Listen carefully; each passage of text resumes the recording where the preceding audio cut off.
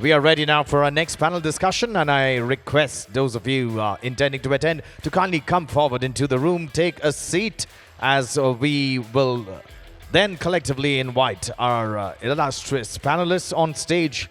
Looking forward to a great round of discussions on Market Infrastructure 2.0, reinventing clearing, settlement and surveillance in the age of instant finance.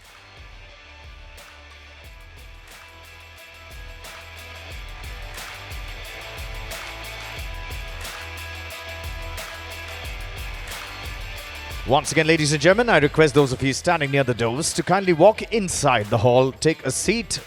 We are ready to commence with this panel discussion. And now, ladies and gentlemen, I invite you to join in as we welcome and invite our esteemed panelists. We have in our presence Mr. Nehal Vora, Managing Director and CEO, CDSL. Welcome, sir. We'd like to welcome Ms. Vaisshali Babu, Managing Director and CEO, Indian Clearing Corporation. Welcome, ma'am. We'd like to welcome Mr. Vijay Chandok, Managing Director and CEO, NSDL. Welcome, sir. Yes, indeed. Please do join in with a nice, welcoming, warm round of applause. I'd like to welcome Mr. Vikram Kothari, Managing Director and CEO, NSE Clearing. Welcome, sir. And finally, I'd like to welcome moderator for this session, Ms. Richa G. Agarwal, Chief General Manager, Securities and Exchange Board of India. Welcome, ma'am. And as we have our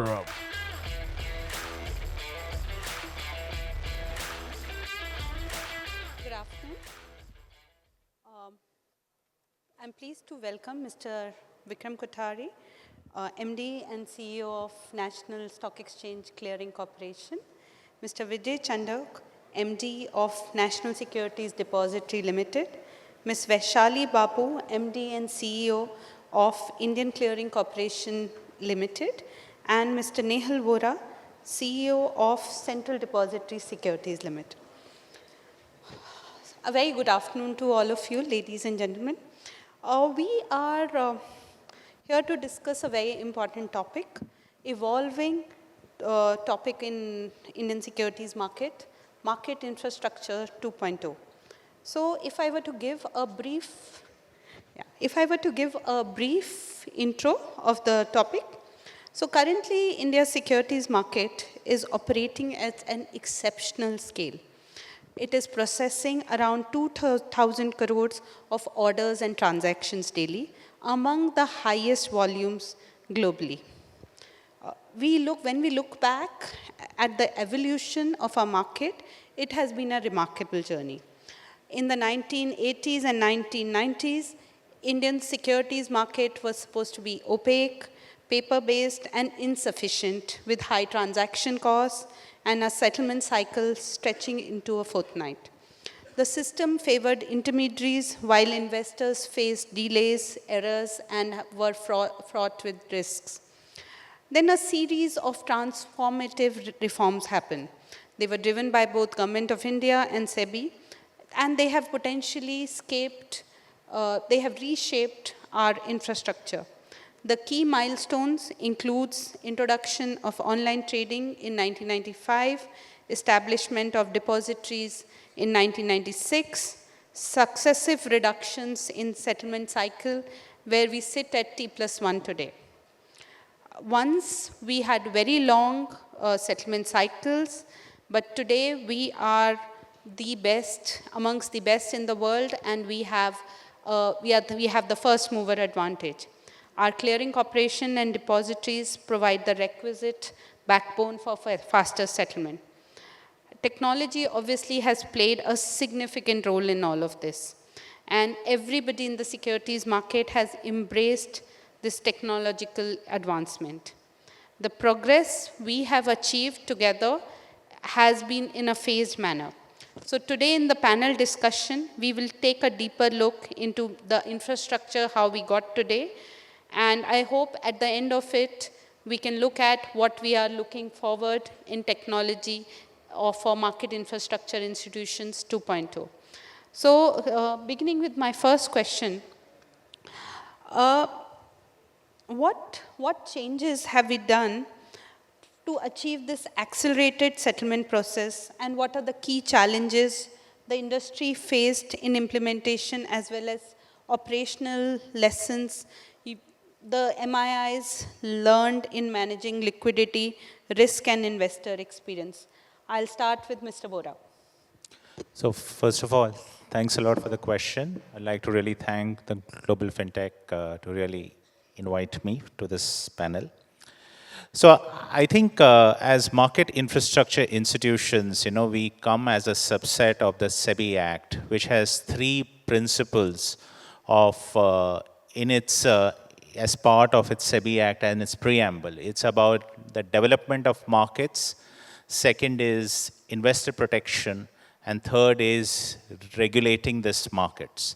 So as market infrastructure institution, if you ask me, the core DNA with which we function is to ensure that the reach, the inclusiveness, and more people are able to come into the ecosystem is the core measurement on how successful or how unsuccessful we have been. And I think some important stats here would help. That today, in terms of Demat accounts, we are at about 20 crore plus Demat accounts, the largest in the world. It's on a segregated account structure, where each investor's assets are segregated from each other's, which is very different from the West. And the third is that because of this, there is a trust which gets created because I am completely in charge and I have visibility of my assets. So from a B2B business, it has a B2C authorization. And that has led to a 36% compounded growth in settlement value in the last 4 years, 87% compounded growth in the pledge transactions, 80% of Demat accounts coming from tier 2, tier 3, tier 4 towns. And the last, but not the most important and my favorite, is that 20% of these are women as part of this fold, which is growing. Also, the age group is significantly growing, the younger age group wanting to come in, the 18 to 30 age group coming into the fold. Now, what does this entail? That there is a sense of DIY, so I can do it myself. I have full visibility, but at the same time, the efficiency of technology to ensure that wherever I am, and especially during COVID, we saw a significant increase of these accounts taking place because of these technological measures. So it's a phase-wise introduction which has led to wide-scale acceptance of these reforms, moving from a T plus 15, as Richa mentioned, to a T plus 1 and a T plus 0 on an optional basis. Thank you. Ms. Babu? Good afternoon, everyone. I think Nehal has really taken us to the 30 years journey. And Nehal, I remembered when I was a management trainee and I used to come to the clearing house and I used to ask, when is a settlement? And I dare not ask this question to anyone now. Because now we are talking about, Nehal spoke about T15, T7, T3, T2, T1, T0. Where do we go next? So this is where we have come, and that is nothing else but the technology. I think, Richa ma'am, you said about how did you achieve this? One is for sure technology, without which we wouldn't have been where we are. But the most important part is the responsible use of that technology. The third another important part is that as an MII, the word MII, market infrastructure. Since we are infrastructure providers, we have to take everybody along with us. It's not the race which we have to run on our own. We have to take our stakeholders, other MIIs, my members, my end investors, the banks, everybody along with us, the technology providers, and that's the biggest challenge, which as an MII, which really we face or we encounter with. Another one thing, how did we arrive at that journey? It is the process of consultation. We have variety of investors. We have retail investors, we have institutional investors. Within institutional investors, the pain points of foreign institutional investors are different from the domestic institutional investors. So everybody has got their say, and it's a valid say, valid pain point which they have, and still you need to find one solution. And I will just give one example of this T+1. And I think I see Simon there in the corner, and he would appreciate that when I was chairing that committee, it used to be that everybody's brokers' problems were, even on the brokers' side, the domestic brokers and the foreign brokers, their problems were different. The foreign institutional investors, they had the problem of FX. We needed to change the policy. We needed to change the infrastructure. The FedI come into the picture that, okay, fine, now the same day FX will be open beyond 5 o'clock. So this kind of changes, little bit out of the box thinking. By being in this industry, you had the experience of working in an BPO, because when T+2 to T+1 happened, believe me friends, it was not just reduction by 50%. It was reduction of the available processing time by 70%. Means you have to do all the things, risk management, clearing, settlement, conveying all the files, everything, but in 30% time. How did we arrive at that? There was no other option but to work late or get up in the morning and work early. So those kind of challenges, those kind of process changes, operations changes, team mindset changes, and the technology, which really helped all of us to go where we are. I think I'll pause here. Mr. Chandok, your take on it? Yeah, thank you very much, Richa. Thank you and GFF thank you for having me on this event today. A very good afternoon to all of you. When you were giving that context, I was actually just suddenly reminded of a recent meeting that I had with the global custodians. Today we speak of settlements happening in T+1, even the optional T+0 is ready. We take it for granted कि एक दिन में maximum settlement हो जाएगा. But global context, and you did allude to the fact we are probably the best of the best in the global, and I completely endorse that, because globally people are still in the T+2, sort of a model. US is just last year moved to T+1, but whole of Europe, most parts of the large markets are still in T+2. And when we spoke about T+1 and T+0, they asked exactly the same question that you asked. How did you do it? We want to learn more. So a bunch of things that we had to do. I think the first thing, as already has been brought out, this whole thing happened in a very, very phased manner. I think that really helped people understand the nuances, intricacies, the challenges. Almost it took a year, when the whole process was getting rolled out. So challenges were, sort of well understood, appreciated. And we started with the smaller cap and then gradually moved to the larger cap. Secondly, a lot of issues had to be handled with respect to FPIs, because the whole process of settlement which was taking place, we had to ensure the sanctity of that settlement to happen on a net basis. So cutoff times of reporting of custodians had to undergo changes, and that kind of iterated process that the time that we had gave us ensured that that was happened. Capacity building was a big ask, so infrastructure had to be augmented in a big way.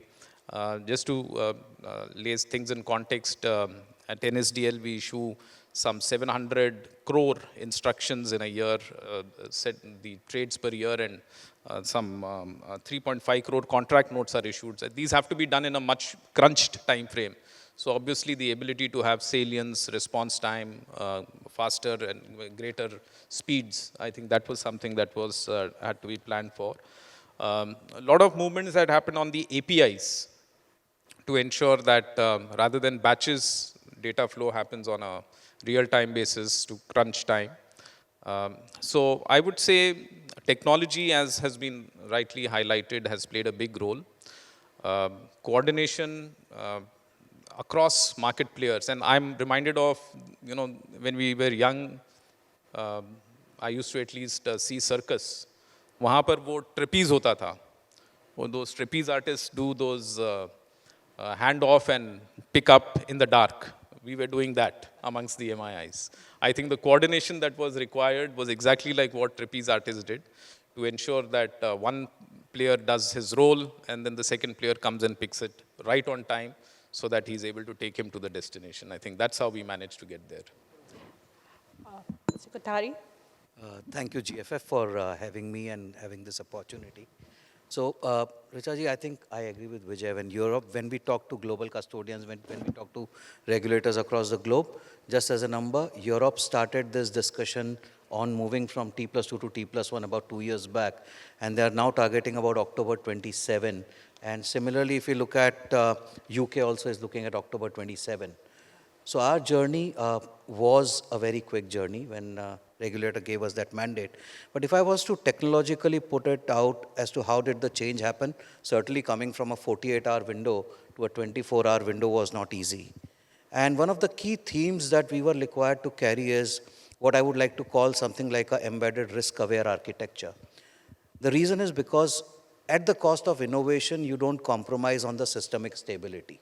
I think that was the big given to us, that you have to, while you continue to innovate, you cannot compromise on the system stability side. And that led us to go for the phased approach, which effectively also allowed all the market participants to gradually migrate from that T+1 to T+2 to T+1. It was not going to be easy, because people have their own inherent processes, their own dependent processes, various stakeholders to handle, global custodian systems, client systems. It was not easy. So I think one approach of a risk-aware architecture was a very important one. Second was, when you're looking at a migration in phases, overlay strategies on how you actually get it done was a very, very important aspect. And when I say overlay strategies, we were actually running with the heritage architecture and the legacy architecture along with the transformed architecture for a period of 1 year, where we kept migrating, as Vijay laid out. We kept migrating from the last bottommost 500 and moving on to the 6,000 security. The top 1,000 securities is where the maximum complications were. So I think the overlay strategy, doing both the settlements simultaneously, that is T+1 and T+2, was one of the big changes, which required the MIS. And in fact, it was across all MIS where we were running 2 settlement cycles simultaneously in that 2.5 hours period, right? So it was not an easy one. But if I was to put out overall how the changes happened and was to bucket them into some of the key pillars, I would say the regulatory alignment was the biggest pillar. The reason is because when we started this journey, a lot of questions were around what happens to FX transition, what happens to my confirmation timelines. It was a very consultative process from SEBI where all the stakeholders were heard, and not only at the beginning, because the process was an overlay strategy with phasing out over 1 year, the consultative process literally continued on into 8th and 9th month, where whenever certain issues came up, it was on the consultation table, it was on the discussion table, where the regulatory alignment was there to provide a solution. Obviously, the 24/7 kind of RTGS FX structure did help aligning a lot of global processes out. Second, if I was to say, was the risk-aware architecture that I talked about. I'll not get into it. Third one was the modular technology stack that we created, where we could decouple processes, because as I said, cutting down 48 hours to 24 hours cannot be running with the same coupled processing that you were running always. You had to decouple them out, and you had to take a modular approach because you were going to be running 2 settlement cycles separately on Windows. And that was not defined by a different order book, but by securities. So modular approach was another one. Second was, given the diverse stakeholders that were involved, it was not only about MIIs, you had banks, you had the global custodians, the local custodians, even the clients' processes which had to be aligned. The process required a lot of collaborative, consultative effort, but also keeping an eye on the governance around it. So some of these key pillars was what allowed us to actually achieve it in a very thought-out, systematic manner. And I think we were able to define all these processing, the broad framework out within 3 months, which is actually unheard of in the world. People take 3 years, 4 years to actually crystallize these models out. Thank you, Mr. Kothari. Ms. Babu, you talked about, different kind of investors, etc. From a CC's perspective, what, according to you, should be critical health and hygiene priorities that you must anchor the dialogue to ensure ecosystem evolves around on a sound foundation? You talked about different kind of investors, etc. Any other? Yes. I think very important, health and hygiene. Don't look at me and Vikram. Okay, look at these two. They are more health and hygiene cautious. Okay. That being said, these are not the compromise points at the CC end. CC or what? All MII end. And these are not even tick mark items. This is something which we have to do. And I think when Richa ma'am, you had told me, Vaisshali, you need to speak. First of all, I like to talk, and I said 10 different things. So let me restrict to couple of 4 to 5. First, I think very important is that governance structure. No, I think the more you are junior, now you find this governance too much of a botheration. But if you want to really put up long lasting impressions, impact points, you need to have a strong governance setup. And that is something very important at a CC end, like you have the board, the diversity of the board, the policy structure, the what you call succession model. So all the possible good governing principles are the rule books, are the bylaws. This is my Bible by which I need to go by. That being said, that comes to the second important point, which I think this is, I'm not saying it because this is a technology forum, but IT and IS, resilience. This is again, this is not by reaction point, but by design. By design, we need to be there where we are. And long gone are those days where wars will be fought, I think, in the borders, but it will be fought on the cyber lines and all that. And here, we all who are sitting here, like I always say that, to work in an MII, little Shah Rukh Khan style, jigra chahiye. So that jigra is definitely there. You need to really take on any kind of, attack in terms of any technical glitch, cyber resilience or whatever, in a more constructive way. And for that, you need to be ever ready. That brings me to the third point, that is communication, openness, disclosures. When a CC is silent, I think it gives jitters. It gives a little instability. When we communicate, we are being very transparent. Today we are talking about MIS setup, especially on the CC side, and this I make it always a point. All over the world, people know the exchanges, people don't know what a CC does. But just imagine one day CC doesn't do anything. You do a buy transaction, you don't get your shares, and you do a sell transaction, you don't get your money. And if the risk management is not there, then what a CC does, everybody will understand. So when this kind of setup is there, it is very important that self-led down architecture is there. And this is something very important. Fourth point, very, very, very important, is that we need to have an operational discipline. Come what may. Does sun say कि आज चलो जाने दो 10 minutes late, I will rise little 10 minutes late in the, no. The CCs have to do everything on the time in the right fashion. We are all four today are a national critical importance infrastructure. We share the burden of being the direct barometer of the Indian economy. And hence, you need to be disciplined. As SEBI as a helm is a capital market regulator, and we are the class teachers. If I call them as a principal, we are the class teachers. So class teachers can't do masti in the class. Okay, they have to be right, always self-discipline, so that they will discipline the market. And the fifth thing, the culture. I think that there might be a lot of policies, procedures, okay, tick mark item, audit kiya, this, that, and all that. But I think, is the audit done and still you will not have any kind of a technology glitch or process failure? No, go beyond that. It needs to be in your DNA that you are working for a CC, you are working for an MII.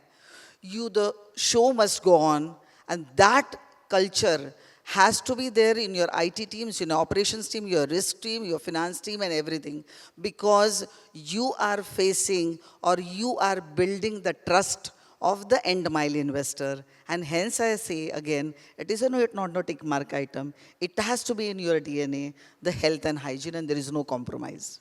Thank you so much for that perspective. Nehal, if I were to talk about segregated account structure, as we being one of the only jurisdiction been there, but there are a lot of global experiments around tokenization, DLT.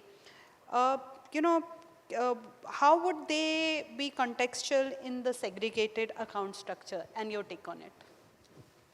No, I think this is a very, very important point. To make it very simple, these are all technical terms which one hears about DLT, tokenization, segregated account structure. Let's think about it in a normal way. Think about the coastal road which is there, which has been built, and everybody loves the coastal road. There is no traffic. There is a value proposition. Whether it be a Maruti 800 or a Mercedes S-Class, they all use the same road, and they all find value proposition. For me, that is similar to what an infrastructure, market infrastructure institution, be it a retail investor or an institutional investor, both need to find that value proposition. Because we are dealing with trust. And trust is an emotion. It is not numbers. It is whether I trust you or I don't trust you. How much do I trust you or how much I don't trust you? And to what extent will I continue to trust you? So it's a constant journey which needs to be done. Now really putting into this, that if we have each car going separately on the road, the privacy of the family is maintained. That is a segregated account structure. Consider this: if a big bus is going, everybody has to travel only by the bus and they cannot travel by car. That is an omnibus structure which the West provides, where all the investors' assets are in one. Now, would you trust a separate car from a privacy and transparency point of view, or a bus? That's a question which you will have to answer. Hence, but India has gone the way of having a separate car. And what has that led to? A huge increase in number of people wanting to trust their hard-earned savings in putting into the securities market. The age group of 18 to 35 has grown at a CAGR of 62%, which is a dream for all Western countries. They feel that the amount of participation is constant or it's falling. The second most important, and is one of my favorite, do you know what's the youngest demat holder's age today? Any guesses? It is 47 days and is a woman. For me, this is the empowerment which the MII infrastructure is providing to India as a country, where a 47-year-old's assets are being trusted in an ecosystem. Now, why is this? Because it respects the privacy, it respects the transparency, it respects being different from each other. So whether that 47-day-old's assets are not commingled or mixed with a 65-year-old woman's assets. And that's what, in my opinion, brings that trust. Now, with this, we have brought in the efficiency. So when we talk about tokenization, DLT, in my opinion, these are kind of solutions waiting to find a problem. Because there, the regulators and the market infrastructure institutions are not nimble enough to respect the transparency of each person, to respect that it is necessary to have a car and not a bus on the coastal road. And hence, it may be relevant for them. But for us, we have already crossed that path of a segregated account structure, which respects this, and with a single share. So tokenization has already been implemented without it being called tokenization. Segregation amongst the depositories and clearing corporations on the clearing and settlement process has already been achieved. Though we compete, all of us compete, but we coordinate. As Vaisshali said, there's an operational discipline which we all follow. All of us fall in line because there is a larger fiduciary towards markets, which, in my opinion, brings trust. Thank you. Thank you so much. Mr. Chandok, if I were to take Nehal's question a little forward, it sounds very good on paper. We've done so many things. We have so many accounts. But there would be some challenges, specifically in terms of cyber challenges, risks, and, accelerated settlement cycle. These don't come about easy. So how have you, as not only NSDL, but as MII infrastructure, how have these challenges been handled? That's a tough question. And to that, I would say that if there's one issue that keeps me awake at night, it is cyber security risk. To my colleagues, I often say, most of them watch cricket and they are passionate followers of cricket. You may hit a century. You may hit a double century. You may think you're damn good. It takes the next ball to get you out. So cyber security is like a game of cricket. You are as good as the previous ball. Every ball you face is a new ball. So one cannot take this issue for granted or feel content that, you're up there. Now, with that background, I think all the MIs, NSDL included, have played a, I have treated this issue of cyber risk, cyber security, technology resilience very, very seriously. And they've tried to do a lot. It's been so far so good, but like I said, every day is a fresh day. I think some of the issues that one does on an ongoing and continuous basis is having strong measures to identify, assess, measure, mitigate, cyber risk. It's not just about identifying, it's about timely identification, which means that you have to be vigilant all the time. It's not just about monitoring risks, it's about continuous monitoring. You need to have a SOC 24/7 process of monitoring. So there's no question of sleeping on this subject. Then it's not just about having mitigations, but you need to have a cyber response plan, cyber drills. You need to ensure that you have proper BCPs, execution of the BCPs, DR, near DR, all the necessary infrastructure to support the kind of cyber risks that one can be impinged with.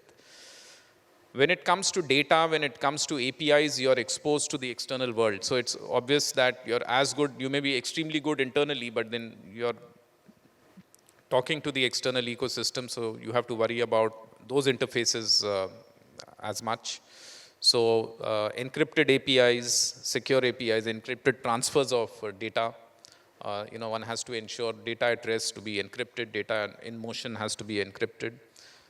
Then of course, when it comes to risks of settlement, which is another aspect which becomes critical in a accelerated settlement format, I think the MIs have put together the process of early pain and block mechanism so that the settlement risks are sort of ensured that doesn't come into effect. Then also having standardized protocols of auctioning in case of short settlement. And of course, this is also a game of margining, so enough sufficiency of collateralization, the ability and the ability to measure and also deal with collateral shortfalls, security shortfalls on an ongoing basis. Yeah. Quickly, if I can add, I think one point that is very important, cyber risk, which is affecting all of us in some or the other way and keeps us awake. It is not only about us safeguarding what our ecosystem is. It is about that weakest link, as Vijay put out, like you have connections not only with banks, with your members, with retail individuals are giving out information. You're taking information on multiple platforms. So I think it's not only about us being aware about that evolving risk, but it's also about the entire ecosystem actually coming together and looking at all the guidances that come out. And it's a continuous process. It's like that same cricket match you said, is the next ball which is going to hit you. And cyber systems are, when you look at the safeguards, at times I like to look at them as a medieval castle, because the kind of safeguards is not one. It's going to be a layered approach. You are going to have a ditch outside the medieval castle. If that's breached, you've got to get a gate which has got those spears on top, etc., and the high walls. But it takes that one incident coming from one of the ecosystem partners. I think so it's not only about us, it's the entire ecosystem being very aware about this risk. And as Vaisshali had put out, that's where the next war is going to be coming in from. So. Absolutely. Staying with you, Mr. Kothari, and Mr. Chandok also pointed out, traditionally risk management has been about margin, collateral. It's the two pillars of risk management. But there are a lot of advancement in AI, we heard in the previous session. And there's predictive analysis, there's real-time data flows. So do you think technology really can redefine risk models and settlement processes over the, say, not immediately, over the, say, next 5 years, especially in terms of transparency, efficiency, and investor trust? Do you see that change? So the fact is, traditionally risk management has been a very parameterized approach. In fact, what we do is we compute risk factors using prices, and we simulate it with implied volatility, etc. And that's the way traditionally risk management has been. The fact is that there are certain amounts of risk with the changing ecosystem, the kind of trading nature change that is happening, exotic traders coming into play. I think it's very important to also recognize some of the risks which are like concentration risk or maybe liquidity risk, which are not a part of the current parameterized models that we use. Certainly, predictive analysis is something that we need to get to at a stage. Artificial intelligence is what is going to help us out. In fact, if I can just make quick mention, our research team, headed by Dr. Bhanu, is currently working on a research paper which is expected to get published shortly, maybe in the next couple of months or maybe 3 months down the line. And what they are trying to analyze is, they are trying to use a deep generative model, actually, and it's called something like variational autoencoder, where they are trying to train it to actually look at historical patterns, to be able to predict risk patterns or the risk-neutral distributions, and they are trying to see if can be predictive and we can just generate some kind of intelligence around it. So I think, yes, risk management space is looking at an evolution. There are models which are being worked upon, which is trying to integrate technologies which are out there, and we are going to see a lot of development on that front. But we certainly need to get away from the parameterized modeling that we use currently, because it does not account for the new risks of liquidity, concentration, and some of the other factors that are out there. So we'll wait for that paper to come out. Now, my last question, and I'll request all of you from left to right to address that. It's a very broad question, and in the interest of time, probably each panelist would have 2 minutes. So if we were reimagining market infrastructure, the topic is market infrastructure 2.0. So, and I talk about real time. I'm not talking about T+0, but real time execution and settlement.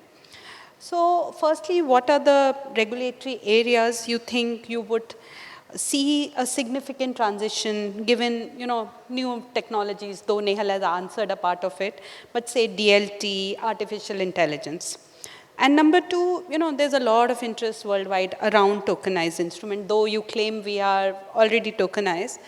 But, looking from the other point of view, if we were, globally, everybody's talking about DLT quite a lot. So do you think role of MIS would evolve in the clearing and settlement of such assets? And what guardrails would the regulators need to look at, including you as a first-line regulator? So over to you, Nehal, then we'll just go from left to right. Sure. So I think the most important thing, again, we have to keep on reminding ourselves that we are dealing not with money, we are dealing with trust. And everything that we do has to be measured that are we increasing the trust of the system or are we diminishing the trust? I yet continue to maintain that DLT is good in an omnibus structure where you want to segregate and too much power given to one institution, leading to a trust deficit, is where that solution has evolved and is contextual in that circumstance. But here we have a segregated account structure. We've segregated the clearing and depository services. In the West, it's all under the same roof. So again, there is a concentration risk which is there. And therefore, there needs to be that segregation which has already created. So for me, really reimagining this, your original question, is that we should be building this to the next level, where not only one asset class of securities market is there, but can we have all financial assets under the same roof, where there is an interplay happening between all kinds of financial assets, between insurance, banking, pension, securities. Technology allows us to have a segregated account structure. Technology allows us different institutions to clear and settle, but yet continue with the efficiency, because the distribution reach which the securities market has of going to 99% pin codes of the country, of going to 80% of accounts going from tier 2, tier 3, tier 4 towns, we can leverage that for really marketing a lot of products, for deepening markets, and most important, bringing most people from the informal sector of the country into the formal sector, thereby enhancing their wealth and therefore the trust they can have towards the country. Great. Thank you. Thank you. Hello, in the interest of time, I think one important thing for a country like India, we are boasting ourselves of we are having the highest ever derivatives volume. And when we have to take 1.3 trillion people along with us, the topmost thing which comes to my mind, that whatever the new assets, whatever the new reforms, we need to have a proper legal structure, the proper taxation framework, and enforceability of the rules. I think digital, tokenization and all that, I think it is just a time that India will see that. From the typical CC point of view, I see a good rule to be there, to bring the sanctity, to bring the kind of stability to the overall clearing and settlement process. I think we have an example as of now, Dubai, that they have already a virtual regulatory VARA, I think virtual something regulatory authority. So maybe we'll have to look at those kind of setups so that we again bring in the connecting the point, the health and hygiene, the stability, the risk management, which which the other panelist has said, so that we grow responsibly. Thank you. Mr. Chandok, in the interest of time. I can see the nudge there, so I'll be very, very brief. I'll simply say that as I close my eyes and think about the future, I certainly see the current system getting supplemented with tokenized assets. So recognizing tokenized assets, I think the legality of it, the settlement process, the collateralization, the continuous settlement, all of that would need to get legal status, regulatory status, which today is probably a little nebulous. I think the MIs already play a very important role of not just providing an infrastructure for the whole process of accelerated settlements today, but in the world going tomorrow, the factor of playing a trusted entity, providing that trusted backbone with strong governance, I think is going to be more important than ever, given the fact that probably we will move into a situation of instant settlement. Thank you. Mr. I know Kothari. I can see the time's up, so I'll be very quick. Yeah, so you have the last word. I'll just be very quick. I think there were two parts to the question, DLT and the new age technology. I think Nehal answered it in his first submission that they are solutions waiting to find a problem. I don't think we need that kind of a centralization. There are benefits of decentralization which do exist. And the second part of your question was about 24/7 clearing and settlement. I feel we need to segregate 24/7 trading versus 24/7 clearing and settlement. There are inherent benefits of 24/7 trading, but when you look at clearing and settlement, you will need to resort to RTGS, where you lose the benefit of netting and the multilateral netting that is available. Technically 80,000 crore that trades daily, and the fund settlement is only about 5,000 crores. And just imagine that moving back to 80,000 crores. So I think these two things, I think, are requiring a lot more thought around it. And pretty much we have the solutions already to the problems that these new age technologies want to actually solutionize. Just to add to what Vikram said, so 24/7 trading can continue, but settlement let it be 24/5. We have foreign institutional investors. FX market is not open. Let's really accommodate them. Thank you all so much for that perspective. Thank you for the audience, for being such a good audience. I would request if anybody has questions. Do we have time for questions? Oh, unfortunately, I hope the session took care of all the questions. Thank you all for being such an attentive audience. Thank you. Thank you so very much, ma'am. Gentlemen, I would request all of you to kindly step forward for the group photograph. Ladies and gentlemen, we have up on stage Ms. Richa Agarwal, who was in conversation with Ms. Vaisshali Babu, Mr. Nehal Vora, Mr. Vijay Chandok, and Mr. Vikram Kothari. And we'd like to thank each and every one of you for your